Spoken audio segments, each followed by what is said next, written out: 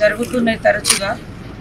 దీనికి ప్రధాన కారణం చూస్తే ఎక్కువ శాతము ఈ డ్రగ్స్ మత్తులో డ్రగ్స్, గంజాయి ఇట్లాంటి వాటికి అలవాటు పడి అడిక్ట్ అయినటువంటి వాళ్ళు ఇలాంటి ఘాతుకాలకు పాల్పడుతున్నారు అనేది ఈ ఘటనను చూస్తే కూడా మాకు అర్థమవుతుంది. గతంలో కూడా మరి హైదరాబాద్లో సింగరేణి కాలనీలో ఒక ట్రైబల్ అమ్మాయి 6 months అమ్మాయినే అక్కడే పక్కనే ఉంటుంది, ఆ ఇంట్లో నుంచి తీసుకుపోయి ఆ పక్క రూమ్నే కిరాయికి ఉండేటువంటి వాడు రేప్ చేసి చంపేసి ఇంటికి తాళం వేసుకొని పోయి ఎక్కేంత వరకు అంటే కొన్ని రోజులు అంటే కొంత టైం పట్టింది.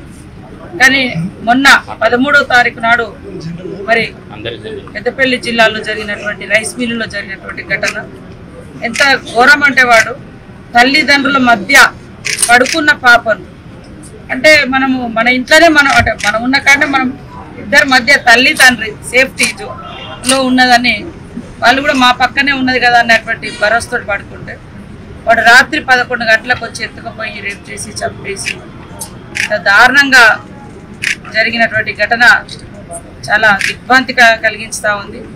ఎందుకంటే అసలు ఎక్కడి నుంచి ఎట్లా కాపాడుకోవాలి ఇట్లాంటి ఈ దుర్మార్గుల నుంచి అనేది కూడా ఒక ఆవేదన అనేది వస్తుంది. ఏది ఏమైనా ముఖ్యమంత్రి గారు కూడా వెంటనే స్పందించి పోలీసు అధికారులను కూడా ఆదేశించి సంబంధిత ఘటన పట్ల అదేవిధంగా దిగ్భ్రాంతి వ్యక్తం చేసి ఇక్కడ కొంత చర్యలు తీసుకోవడం జరిగింది. అదేవిధంగా నిందితుని కూడా అరెస్ట్ చేయడం జరిగింది. కానీ ఇక ముందు కూడా ఇట్లాంటి ప్రదేశాలలో అదేవిధంగా రాత్రిపూట నిరంతరం పోలీస్ పర్యవేక్షణ కూడా ఉండాలి. అదేవిధంగా ఇప్పటికే మా రాష్ట్ర ప్రభుత్వము మరి పెద్ద ఎత్తున డ్రగ్స్ అనేది గంజా అనేది వినబడకూడదు, దాన్ని ఉక్కుపాదంతో అణచివేయాలన్నటువంటి లక్ష్యం వెనుక కూడా ఈ మద్యం మత్తులో ఇలాంటి ఘటనలు జరుగుతున్నాయి. ఈ గంజాయి మత్తులో డ్రగ్స్ మత్తులో ఇవి పెరిగిపోతున్నాయి. ఏది అనేది వివక్షత లేదు, చిన్నపిల్ల లేదు, అమ్మ లేదు, చెల్లె లేదు, తేడా లేకుండా ఇలాంటి ఘాతుకాలు కూడా జరుగుతున్నాయి.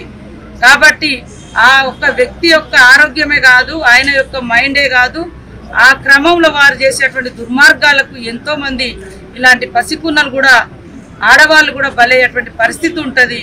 ఇంట్లో కూడా దాడులు పెరిగేటువంటి పరిస్థితి ఉంటుంది. కాబట్టి ఈ యొక్క గంజాయి రహిత డ్రగ్స్ రహిత రాష్ట్రంగా ఉండాలనేటువంటి లక్ష్యంతో కూడా మరి కాంగ్రెస్ ప్రభుత్వం సీఎం గారు కూడా ప్రత్యేక దృష్టి తీసుకోవడం జరిగింది. ఈ రోజు కూడా ఈ ఘటన కాడికి మేమందరం కూడా రావడంలో ఈ సమస్యను మేము ఎంత తీవ్రంగా పరిగణిస్తున్నామో మీకు అందరికీ తెలుసు. కాబట్టి ఎట్టి పరిస్థితుల్లో ఆ నిందితుడిని వదిలేది లేదు. భవిష్యత్తులో కూడా ఇలాంటివి జరగకుండా ఇంకా పోలీస్ వ్యవస్థను ఎక్కడికక్కడ పటిష్టం చేసి తక్షణమే కఠినమైనటువంటి శిక్షలు విధించాలన్నటువంటి ఉద్దేశంతో మన ప్రభుత్వం కూడా ఉందని తెలియజేస్తూ ఆ కుటుంబాన్ని ఓదార్స్తూ వారికి మరి ఆ కుటుంబానికి కూడా అన్ని రకాలుగా అండగా ఉండేందుకు అక్కడ ఆసిఫాబాద్ కలెక్టర్ గారికి కూడా మన జిల్లా మంత్రి గారు రాష్ట్ర మంత్రి గారు శ్రీధర్ బాబు సార్ మాట్లాడడం జరిగింది. ఇక్కడ కలెక్టర్ గారు కూడా వారి ద్వారా ఏది మేము ప్రభుత్వం నుంచి వారి ద్వారా కూడా చేయడం జరిగింది. ఖచ్చితంగా అన్ని రకాలుగా చర్యలు తీసుకొని దుర్మార్గునికి కఠినమైనటువంటి శిక్ష తొందరలోనే పడే విధంగా ప్రభుత్వము ఫాస్ట్ ట్రాక్ కోర్టు ద్వారా శిక్షను విధించే విధంగా ముందుకొస్తుందని తెలియజేస్తుంది.